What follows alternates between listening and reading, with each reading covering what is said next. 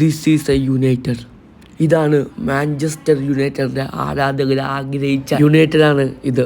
അതെ, മാഞ്ചസ്റ്റർ യുണൈറ്റഡിൻ്റെ ആരാധകർ ആവേശത്തിലാണ്. അതെ, മൈക്കൽ കാരിക്ക് കെയർടേക്കർ കോച്ചായിട്ട് വന്നതിന് ശേഷമാണ് മാഞ്ചസ്റ്റർ യുണൈറ്റഡിന് ഈ അപൂർവ നേട്ടങ്ങളൊക്കെ നേടാൻ സാധിക്കുന്നത്. അതെ, ഇപ്പോൾ കിരീടം ചൂടാനായിട്ട് ഓടിക്കൊണ്ടിരിക്കുന്ന ആർസനലിന് പണി കൊടുത്തിരിക്കുകയാണ് മാഞ്ചസ്റ്റർ യുണൈറ്റഡ്. അതും എമിറേറ്റ്സിൽ അവരുടെ സ്റ്റേഡിയത്തിലിട്ട് പണി കൊടുത്തിരിക്കുകയാണ്. അതും ഒരു നിസ്സാര വിജയമൊന്നുമല്ല. 2-3 ഗോളിൻ്റെ ഒരു മിന്നുന്ന വിജയമായിരുന്നു മാഞ്ചസ്റ്ററിന് അനുകൂലമായി.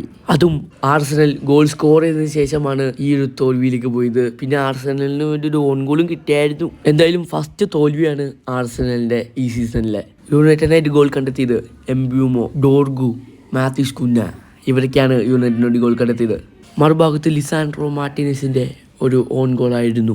പിന്നെ ബെറൂണോയുടെ ഒരു ഗോളും.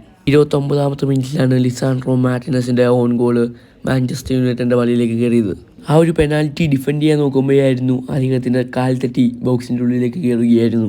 പിന്നെ 37ാം മിനിറ്റിൽ എംബ്യൂമോയുടെ ഗോളിൽ സമനില നേടുകയായിരുന്നു മാഞ്ചസ്റ്റർ യുണൈറ്റഡ്. പിന്നെ രണ്ടാം പകുതിയിൽ 50ാം മിനിറ്റിലാണ് ഡോർഗുടെ ഒരു ഗോൾ വരുന്നത്. ആ ഒരു ഗോളോടുകൂടി യുണൈറ്റഡ് ലീഡ് പിടിക്കുകയായിരുന്നു. 84ാം മിനിറ്റിൽ മെറീനോ ഗോളടിച്ച് സമനിലയാവുകയായിരുന്നു.